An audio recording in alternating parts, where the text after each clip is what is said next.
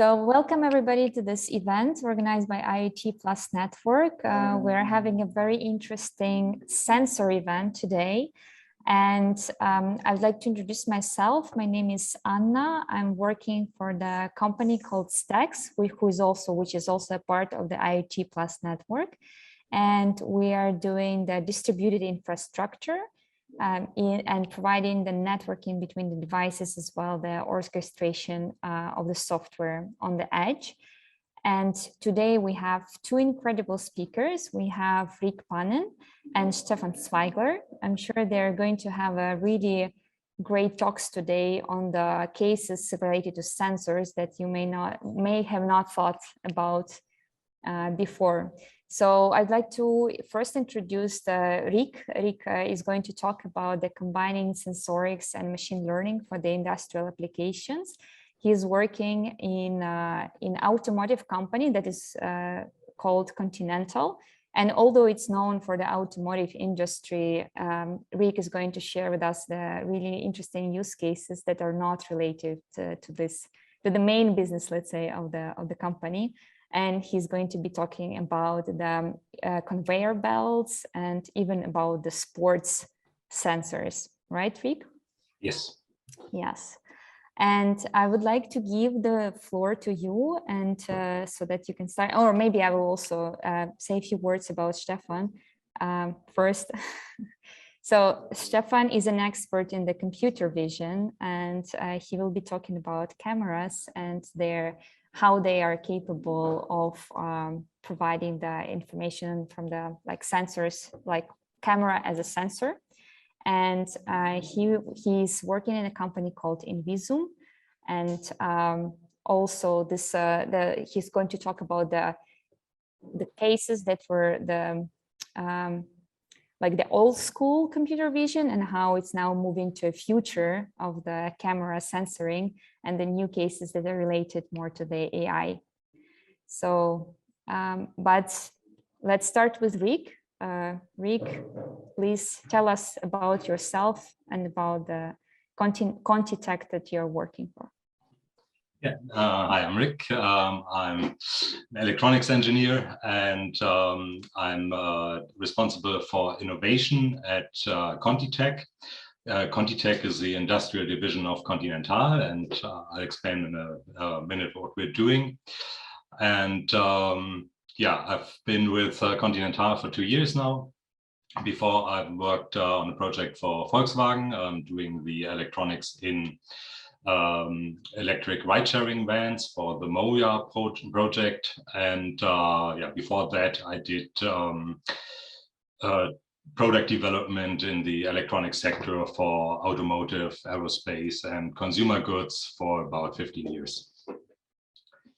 So let me share my screen.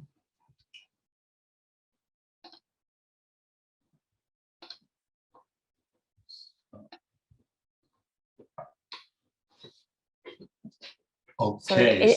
Yeah. Just a small comment from Fitchhoff. If you have any kind of questions, you can post them in the chat and we will address them accordingly, as well as we will make sure that you will get a presentation after this call in your mailbox. So please, Rick. Okay. So yeah, let me first briefly explain the Continental company. We have about 200,000 employees, the factories across the world, and the group is divided into three main sectors. One is tires. You may know that it's one of our few B2C products. So most people think of tires when they hear Continental. Then we have our automotive sector, where we are tier 1 supplier for most automotive companies, doing things like brake systems, autonomous driving, airbag systems, infotainment. So all the electronics that go into vehicles. And then the third sector is ContiTech, where I am, and that is everything, all all rubber products that are not tires, basically. In ContiTech, we have 6 different business areas. The first one is conveying solutions, where we do large conveyor belts for mining applications or moving material in general, up to 40 kilometers long. Then we have advanced dynamic solutions. They do vibration control and things like air springs for trains and trucks. And industrial fluid solutions is making hoses for all kinds of industries. For example, this on this image, that's a hose for beer production. So in the food sector, antibacterial hoses for oil and gas, and yeah, up to large hoses that are used to transport large amounts of liquids to ships, for example. Then we have mobile fluid systems. They do all hoses for automotive, like for cooling and air, for brake fluid, and yeah, everywhere where you have fluids in a vehicle. Power transmission group is making power transmission belts from the small ones in vehicles up to large ones that, for example, change the angle of the blades in wind farms. And the last one is surface solutions. That is basically artificial surfaces also for vehicles, for furniture, and for medical equipment, like the chair at your dentist. Will most probably have one of our surfaces. So today I'd like to show you 2 projects that we're currently developing. The first one is from our conveying systems, and that is called Conveyor Inspect. The problem that we're trying to solve with it is that in these large conveyor belts, you move a lot of material, and the material on the conveyor belt can shift, or it's loaded too much. And through the whole conveyor belt, that can be up to 40 kilometers long, we have these idlers that are basically bearings where the conveyor runs on. They are not driven, but they hold the whole weight that is on the belt. And it's a common problem that these idlers fail. So it may be that the bearing fails or they break. And when that happens, the conveyor gets dragged over the idler that is not rolling anymore. And then if that happens for 2 or 3 days, the belt can get damaged. And if it rips, it can rip over 100 meters or so. And it's very expensive and time consuming to repair that, because you have to take out a part of the belt and then fly a team in and replace it. And that is a high cost.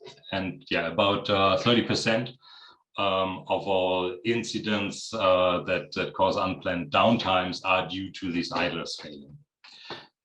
So what we are trying to do is to get it to an automatic inspection of these idlers. And we looked into putting sensors on every idler, but as these conveyors are very long, that's quite costly. So one thing that we tried out and had good experience with was using an autonomous drone that is equipped with an RGB and an infrared camera. And this drone, or multiple drones, if the conveyor is very long, fly along the conveyor belt and record an RGB images and also thermal images. And this idler, if the bearing is damaged, the idler tends to get hot. So we try to do that in the evening, because in the most sites where the conveyors are installed, it's quite hot at the day. And so when we got a colder environment temperature, we fly alongside the conveyor and then do image recognition on the images. And we trained a machine learning algorithm to recognize where the idlers are. So yeah, some poor guy had to take lots of videos from conveyor belts and mark all the idlers, and then yeah, we trained our algorithm with it, and so the idlers are recognized in the RGB image, and then we augment it with the thermal camera and recognize, if you see like on this image, when the idler is hotter than the environment temperature. So as a lot of these mining sites don't have a good internet connection, we then take the data, so the drone flies back, it sends the recorded data to an on-site computer system, and we are doing the machine learning inference on site, and don't, because these are huge data, yeah, you can imagine quite long videos, we can't upload them, so they get processed on site, and we just upload the results to our clouds. And we have a website and an app called Conti+ that is used by the operators of the conveyor belts, and then they see exactly, okay, there's a problem, a potential problem with the idler at kilometer 5 and 200 meters, and they can send out a team there to check it and then replace it before the belt gets damaged.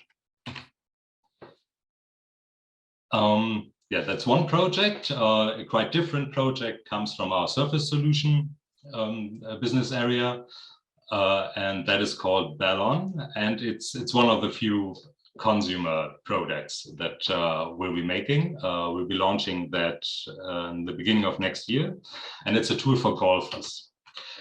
So it started with our research into printed electronics, because what we want to do in the future is not just sell the material, but sell intelligent material. So with printed electronics, getting surface material also to include things like displays, heaters, and touch screens. So yeah, you can imagine, like in your vehicle or on your wall, you have just a touch area, and that is not a distinct device, but all the sensorics is printed directly on the surface. And out of that came a printed pressure sensor that we patented. And it allows us to create a pressure sensor that's very thin, so it can go into shoes without making the shoes too high. So that's we came from this technology and thought, okay, what can we do with it? And the first application that we do is on the app you still see Feed Whisperer. That was the working title. Now it's called Ballon, the product, and it's a tool for golfers to improve their swing. And the balance that you do and where you have your weight on your feet is very important for a good golf swing. So we have our sensor in the sole and send the real-time data via Bluetooth LE to a phone, and then we try to analyze the swing.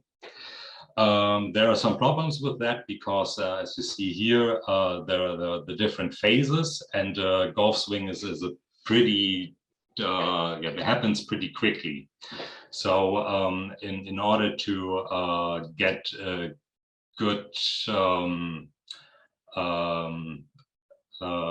good data from what are you doing during the different phases of your swing, we need to combine different sensors. So we have the sensors in the shoes, but for these alone, we don't really know when, for example, you hit the ball. And so you also use the camera on your phone and put it on a stand and film yourself. And we do an analysis on these image data, but even that with the common smartphone is a bit too low from the frame rate. So we also use the data from the shoes, where you can see where the weight switches from one foot to another. And so you see a swing, and do the detection on that with machine learning. But the best way we found to really get the mark where the ball is hit was just use a microphone on the smartphone, because as you can see here, this is a recorded audio and you have a very distinct mark when the ball is hit. What we can't do with it is when you normally do golf, you do a few test swings without hitting the ball. Obviously, we can't really detect that. But when you actually hit the ball, that works very well to see or to detect at what position you were when the ball was hit. So we take all these sensors and have it in the smartphone and do a little bit of data reduction on the smartphone, and then we actually send it up to a cloud application where we do the analysis of these 3 different data streams: audio, video, and our sensors in the shoes. And then we send back some advice. And yeah, we worked for 1.5 years now with different golf pros to optimize that and see how can we give good advice to the player. And we also there will be a connection to golf coaches. So when you practice on your own, you can connect to your golf coach. Your golf coach can see what you're doing and access that data and then give you personalized tips or use that for your next training. Yeah, that's actually it. I hope it was on time. Thank you. Thank you very much, Rick, for the very interesting presentation. It's interesting how, you can put sensors now almost everywhere, even in your shoes. I wonder if it gives you any kind of competitive advantage during, like, how fast can you get the recommendation from the shoes, whether you can, fix it during the match itself, and whether this is even allowed to use this kind of technologies during the competitions? No, it's more for training. I'm not a golfer, so I don't really know if it's allowed during competition, but I think why not? But yeah, it's more to improve your swing, because as I learned from the people on the project, if you have a wrong swing, it's really hard to get this bad habits away. So if you use it from the start on and always correct your swing, then you learn way faster, because you don't get used to bad habits. Okay, cool. We also have a question from Paul. Maybe you can unmute Paul and he can ask about the inspection drone. Hi, sure. Thanks for that presentation. Can you hear me? Yes. So I'm just curious whether that inspection drone is an off-the-shelf robot, or did you develop it in-house? Right now we're using there's an industrial drone from DJI that we're using at the moment, but we are currently developing or customizing it for our use. But we don't want to build drones. We're just using it as a tool. So if we have something off the shelf that works, we just use it. So we're more interested in the technology behind it, in the analysis. Maybe follow up there. Is it running on robot operating system or a different technology? At the moment, it's controlled remotely. So yeah, we always fly the same points. So we use the industrial DJI drones. They have waypoints that you can program, and because these are private properties, we're allowed to fly autonomously. So and as we are always flying at the same height, the same path, we're just putting in waypoints, and it just flies the waypoints and then flies back to the station. Great, thank you. We have another question from Marilyn about the backend of the app and the ML models. Please, Marilyn, can you specify what's the question? Yeah. I'm just interested in how real-time applications work in general. So yeah, I'm just curious as about how you process all those different data streams, and how fast the ML model can run? Like what backend do you use to get that kind of performance? We're running on AWS, and we are actually right now we're using their SageMaker, as it's called. I'm not the backend expert. I'm on the hardware side, so it's for the golf application. It's not quite real time, but it takes a few seconds to process. But for this application, it's not that important because we don't have some control loop or so. Normally you do your swings, and then afterwards you get to your phone, and then you get the analysis. So yeah, in this case, we don't have any real-time requirements or hard real-time requirements. And the same with the drone system. It's it can, yeah, if it takes an hour to analyze the data, it's okay. And if you just have because you would do the inspection next day, and it's nothing that is urgent. It's just if we see the idlers failing, then we want to, if it's okay if they get repaired after 12 hours or so. Thank you very much, Marlon. I also have a question regarding these drones. You've mentioned that the length of the mining of the route it can be up to 40 kilometers, so maybe more, which makes it, I mean, how often do they have to check every sensor? Like you mentioned that they have the day camera and the night camera, so to check different kind of features. So how often the drone has to check?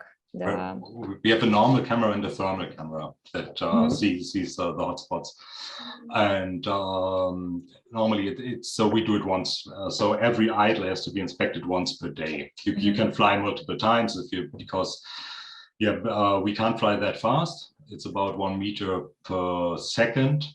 So the battery on a normal drone, it just doesn't last that long. So either we do multiple with one drone multiple times and do different segments on the conveyor, or we use multiple drones and do it about once per day is enough. So normally the failure happens. There's virtually no case where an idler just breaks out of nowhere. Most of the time the bearing gets damaged, and then it takes some time for it to really break and really be stuck. So it's completely fine for this application that we do it once per day. Mm-hmm. Cool. And what kind of connection do you use for them to connect them to the internet? That depends on the mining side. Some have cell phone connection, some have satellite connection. That's why we just have but we have enough power at a mining site, and we have enough space. So we put a small computer center there, and with racks, and we have an on-site cluster, and do the computing there. And then we just send the results to our cloud application, which is then very little data. We don't send any, we don't stream any video data upstream, just because the bandwidth is expensive if it's over satellite. Mm-hmm. Cool. Just one last question from me. Sorry, I'm asking too many, but do you plan to replicate this use case with the golfers to any other sports? Yes, we're currently developing it for horses, which is more like a prosumer product. So, and it's a lot harder to do because you can imagine the forces on a horse's hoof.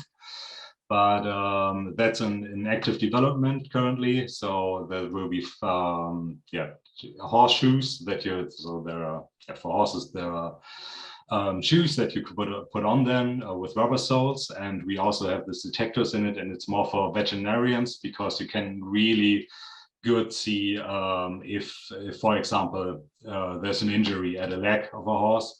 It doesn't put that much weight on it, so and you can see how good the what is it called, the metal things on the hooves of horses. Hoofeisen. Yeah. For Oh yeah, that's Horizon horseshoes. is a horseshoe. Okay. Yeah, for these you can detect if they are put on the right way, or if there are some, yeah, if horses don't react very nicely if they don't step on flat on their foot, because they don't have much muscles to the side, and so you can prevent all kind of injuries and also detect injuries on horses. And yeah, that's the next project for that. But as I said, it's a very big challenge to create electronics that works in this environment where a horse is constantly trampling on it. This is super cool. Thank you very much, Rick. Do we have any kind of questions from our guests? No. Okay. I guess we can move to our second amazing speaker, Stefan from Invisium, who is going to tell us about the state-of-the-art networked optical solutions, I guess, if I'm correct. Well, so, thanks, Anna. I might introduce myself briefly. My name is Stefan. I'm the managing partner of Invisium, and we are experts in computer vision. And it was actually an excellent case study Rick just showed us. And probably at the end, we come up that this could also be like an IoT solution, actually. So I want to just give a brief introduction into how classical computer vision works and how actually the new time, we call it in computer vision, works with artificial intelligence, because it's an excellent tool set to enhance the capabilities of industrial vision. So a very intelligent guy said, like, vision begins with the eyes, but truly takes place in the brain. So the eyes are the digital images, is the camera. So as Rick just mentioned, he's using, for instance, thermal images. There are vast varieties of imaging sensors, but they all work actually on the same way. They turn light waves into electrical signals. They have a certain quantum efficiency, so they react on certain light waves more intensely, less intensely. And for any kind of application, you can get your special camera. It depends on the application.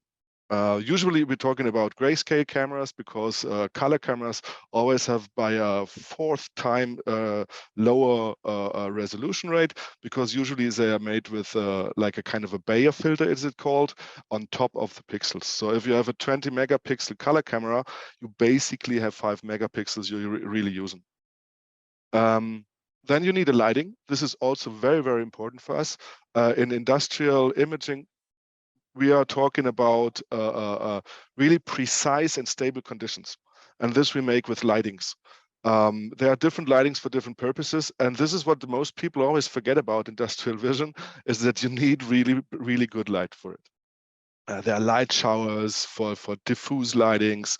This is probably a little bit like sunlight, for instance. There are axial reflect lights, background lightings, whatever the application needed. In the classical world, you need a special lighting for. If we talk about 3D technology, which is like the latest, the latest hot stuff in industrial imaging, it's like a time of flight. This is like a 3D imaging process where you actually measure the phase and the pulse shift of the light waves themselves. So the camera has its own light, and it knows at what frequency and at what pulses it's working on. And from objects which are nearer or more far away, you have a very, very slight pulse shift. And this can be detected by the sensor. What we do in robot vision usually is structured light. So to say, we have a structure, a known pattern, we put on something, and from the distortion of this pattern, you can see where are the objects and how they lay there, for instance. What the human eye does, and what also stereo vision knows, is what we call active stereo vision. This is like the corresponding points in an image or in 2 images from 2 cameras. You calibrate those together, and then you know where are the objects. This is like the 3 technologies in 3D vision. What actually everyone does is like we're doing a histogram. So to say we're measuring the profile of the light in the image we see. so to say, mostly on the grayscale. We love grayscale. We don't like color. Color is industrial imaging, not so good. What we do here is we just see where are the shifts from light to dark. And if you do some mathematical derivations on it, you get really, really high points which you can measure and the algorithm can actually react on. So you see, for instance, edges or blobs, where you can see like there's an from the dark to the light, it is precisely here. So there must be the edge. On a certain line, for instance, this can be curved, this can be a blob, this can be opposite lines and so forth. And this is what we actually use in measuring stuff. The most libraries also know like pattern recognition, which is a very, very interesting and powerful tool just to see again certain patterns, certain samples, certain products or something like that. Like this is a box, this is a mobile phone, this is a watch or whatever. And you train the algorithm the pattern. What the algorithm usually does is like the pattern recognition tool is mostly assembled by single other algorithms. So to say, if you're using a pattern recognition algorithm from a major supplier, I come to those later, they are assembling actually the pattern on their own mathematical logic. So they come up and say, like, for instance, I have here a curve, I have here a line, this curve is like in an offset of whatever to there, and this is what they put into a mathematical formula.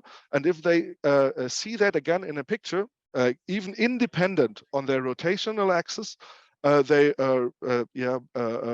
notice those patterns. This actually is used by the most libraries we have in the market. The most widely used libraries are from MVTech, the Halkan library, from Cognex, the Vision Pro library, or the OpenCV library. Probably most people of you know, because this is open source. They all have the same kind of tool sets, like blob tools, edge tools, or pattern recognition tools, and one is more powerful for the one application, the other one is more powerful for the other application. It depends on the application. But now I want to go into the new world, so to say, of computer vision, which is artificial intelligence. And artificial intelligence is actually the major term of it.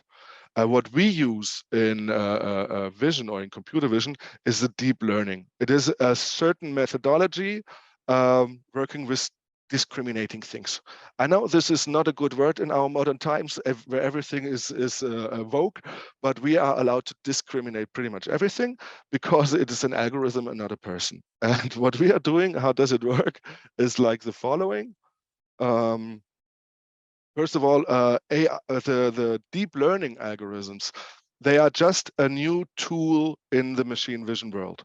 So what we see on the left side, for instance, is a PCB, electronic circuit board, with a lot of artifacts on top of it. If you want to see if they are all assembled or if they are all rightly positioned or something like that, this is really, really difficult for doing with classical computer vision. With artificial intelligence, it's very, very easy to see, oh, my MOSFET is missing or my capacitor is missing or something like that. This you can train very, very easily. But if you do it with an AI algorithm, but if you do it like with a classical edge tool or something like that, show me if there is something and so forth over whatever, a couple of dozens artifacts on a PCB, this is really, really, it's not so difficult, so to say, but it takes a long time and it's expensive. So an AI pretty much enables us completely new applications.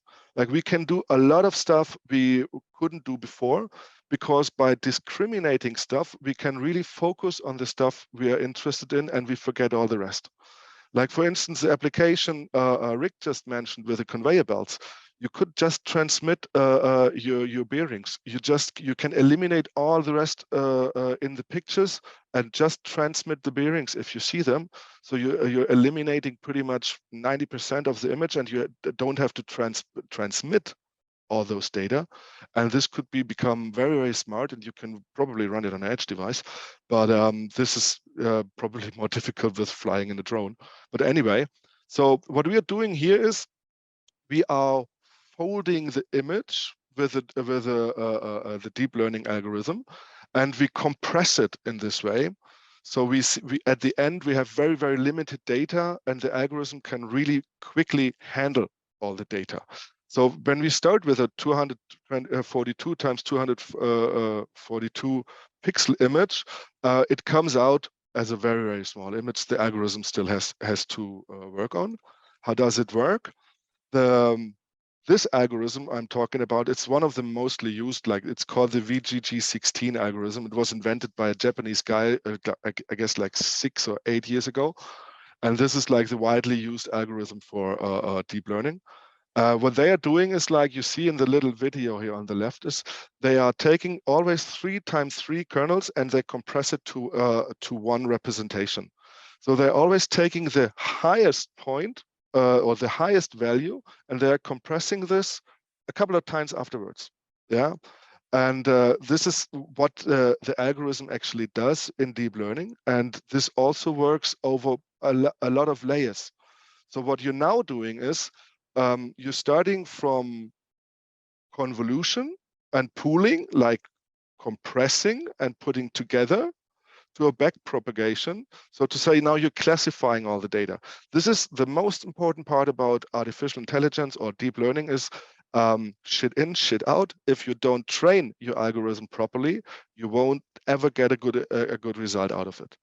The algorithm itself in artificial intelligence, they are always estimating stuff. They never can actually really measure on the mu.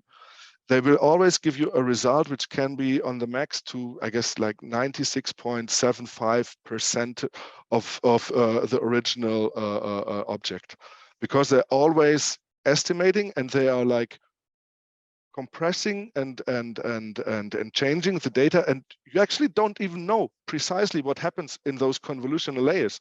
It's like with the human brain, if you compare it. Yeah, I mean, like when you see a car, but you don't exactly know why you point it out as a car. It might be the 4 wheels, which you actually see 2 of them mostly. It might be that it's somehow running on the street, and then you say, all right, it must be a car.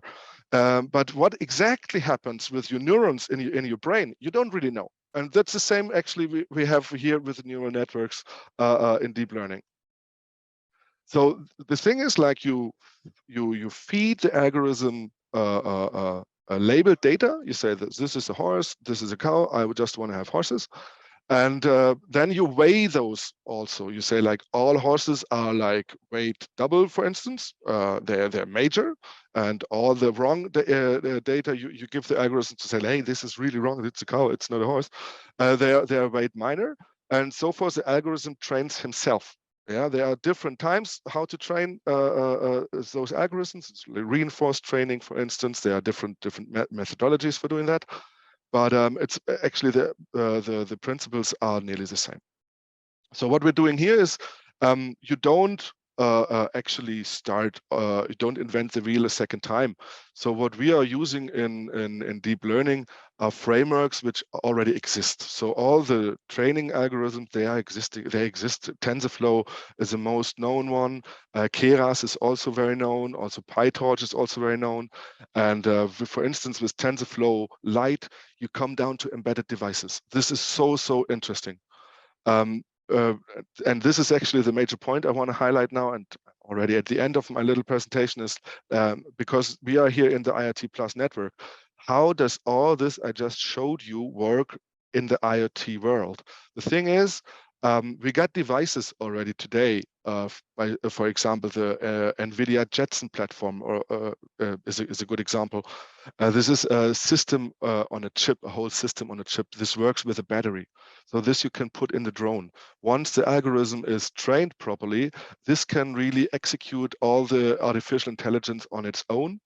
And it can work with a battery on a device remotely somewhere, giving outputs and maybe industrial outputs. I mean, you don't need everything. Yeah, maybe you need a temperature, for instance, if I remember, like the bearings, or you need a counter, or you need a location. And all these outputs you can digitize. You have the industrial protocols. You can send them also not when they occur, but you can stack them. You can queue them and then send them once or twice, whatever, every 5 minutes, how you need it. Even like if you stacked all the data together, just one protocol, send them out with the timestamps, everything is fine. And this can also work like on drones. This can work on remote devices. We can actually deploy cameras as a own device with artificial intelligence and with computer vision on it. So that's pretty much it, actually. Like what I want to say is like my final word here is depending on the application, artificial intelligence is a powerful enhancement of the computer vision toolboxes. Like depending on your application, you should choose your tools, and you can pretty much do everything. I mean, like a 10 megapixel camera, for instance, can be 10,000 sensors in one device. I mean, each single sensor won't work on its own. They work just combined, as you just saw. But this is like coming back to the topic of our today's coffee break, is like the sensor tech is like here with cameras. We got sensors. We can do pretty much everything, from seeing the temperatures of bearings somewhere in the montan industry, down to tracking people, down to whatever precisely go into pharmaceutical applications whatsoever. With cameras, we can do so much, even like in the IoT world. And that's basically it. Thanks. Thank you, Stefan. Very interesting. While we are waiting for some questions, I would like to ask you, what do you think, like, do you think it will be like a major switch, or you will think it both computer vision, like classical one, and the AI one will be developing very strongly in the next years? I mean, the thing is, the AI applications, they are developing rapidly.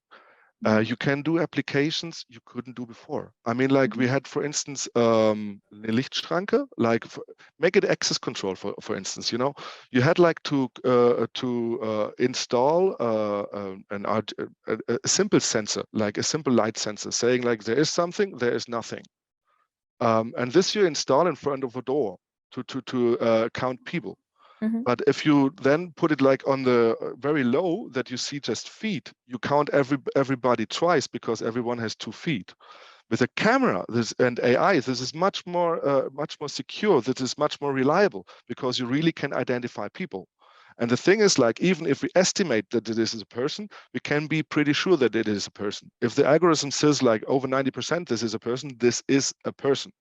So here we have a total new field of applications we can solve. And this is the most interesting thing. I mean, like, ask Rick, like when he came up and said, like, we were thinking about like putting in every in every single bearing a heat sensor. Like, this is so expensive.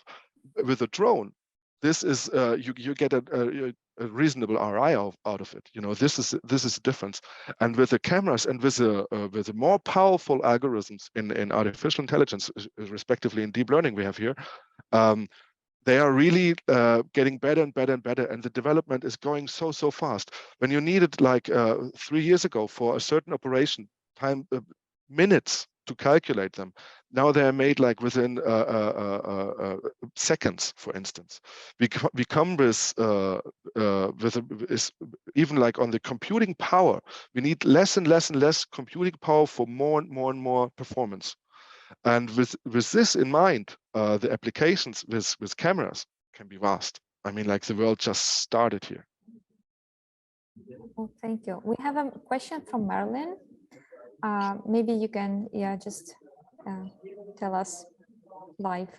I just came across this question because I used to work for a VC, and I think we had a scooter startup that was using cameras. Well, you know how you're supposed to take a photo of the scooter and whatnot, but I think their setup was still fairly primitive, because the AI part of the AI pipelines are very difficult to build, and it's still, like, at least for startups, do you think that's still a huge barrier to entry, to find an expertise in the infrastructure to actually process the image data in an efficient way? Well, as I said, we don't want to invent the wheel twice. So the thing is, there are frameworks out there like TensorFlow, Keras, etc., which make it pretty easy to deploy those training scenarios and then to execute what the algorithm actually found out. So it's getting more and more usable. It's getting more and more easy to use, and it's getting more and more. And there are more and more people out there which are familiar with those procedures. I mean, like 5 years ago, it was really, really difficult to find a proper AI engineer. Now there are hundreds out there. I mean, like it's really like also appealing for engineers to go into that field and to deploy those algorithms. Like it's becoming more known. Yeah, I would say something that is often underestimated is generating the training data and classifying it at first. That is something that is often way too much for a startup to accomplish, because depending on your application, you may need to get thousands or 10,000s of pictures of something from different angles and under different lighting conditions, and then a human has to classify them. Is this correct, or is there an error, or it always depends on the application. The classification is a problem. The thing is, there are dozens of libraries out there of pictures which you can access to. I mean, like on AWS, you got picture libraries. On Azure, MS Azure, you got picture libraries. Google got vast picture libraries. You can use those picture libraries if you use those algorithms. And this is the point actually Rick addressed also before. It is for some companies really a security issue to give their pictures they're taken to those companies that they also may provide them to others, because there's a kind of a privacy statement on the things they want to detect.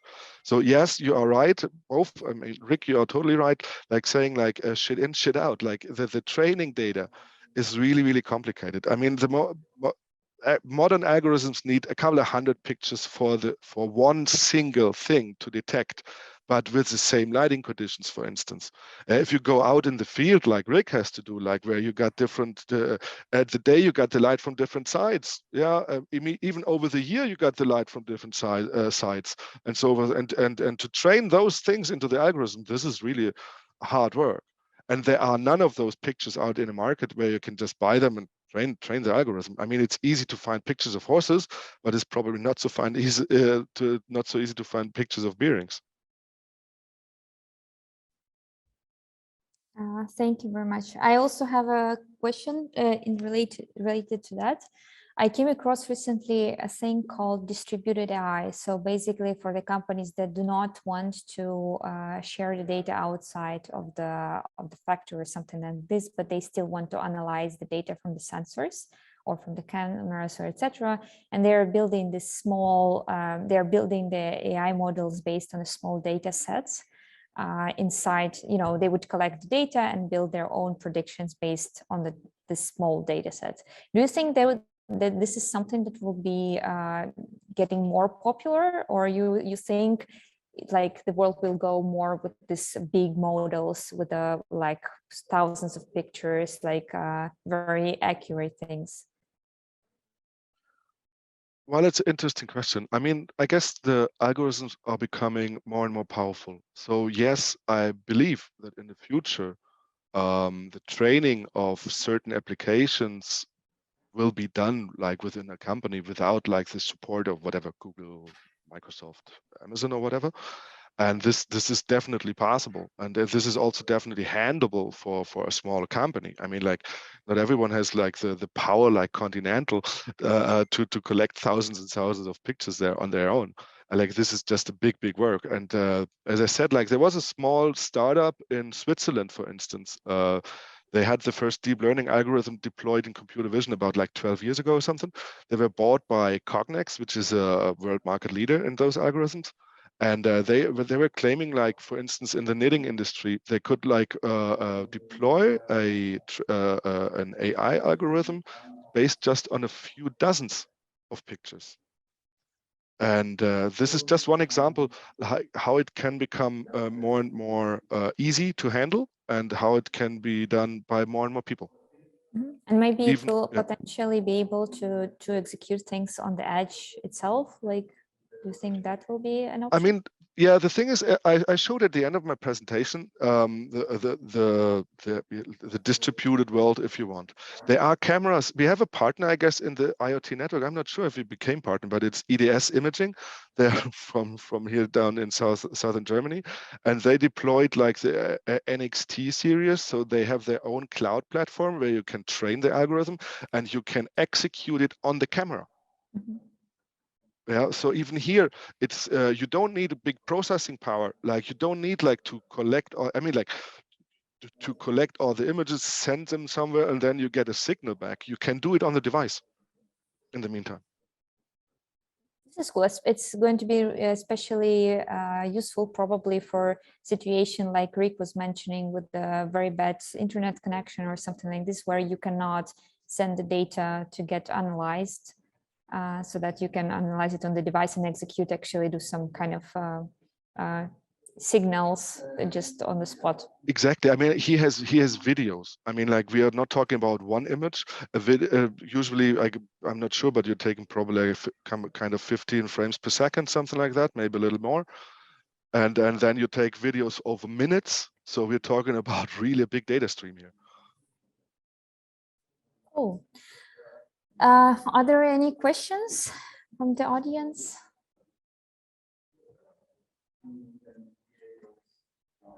All right. This was an amazing, thank you very much. Stefan, thank you very much. Rick, thank you very much for the questions as well. I think as for me, I learned a lot of new things.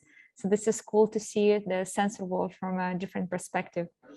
And one thing I would like to mention is that the next coffee break will happen on the 27th of September, and Fritschhoff will also send the link for the Eventbrite. It's going to be about the industrial tech, and you're all invited, of course. So thank you IoT+ for organizing this event. Thank you speakers for bringing us the very interesting cases.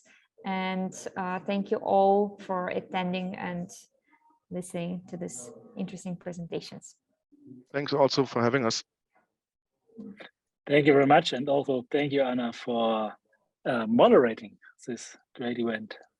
Have a great day. Bye-bye. Thank you very much, everyone. Bye-bye.